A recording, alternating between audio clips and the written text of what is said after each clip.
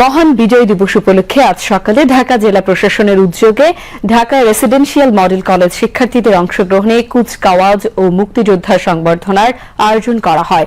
জেলা প্রশাসক রেজাউল করিম সহ প্রশাসনের ঊর্ধ্বতন কর্মকর্তারা এবং নাগরিক সমাজের প্রতিনিধিরা এ সময় উপস্থিত ছিলেন।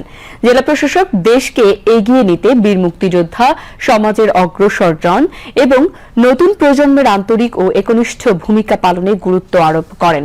এর আগে জাতীয় পতাকা উত্তোলন ও জাতীয় সঙ্গীত পরিবেশনের মাধ্যমে বিজয় দিবসের মূল আনুষ্ঠানিকতা শুরু হয়। স্কুল ও অন্যান্য প্রতিষ্ঠান মিলিয়ে প্রায় 50টি দলের কুচকাওয়াজ ও ডিসপ্লে মুগ্ধতা ছড়ায় এই আয়োজনে।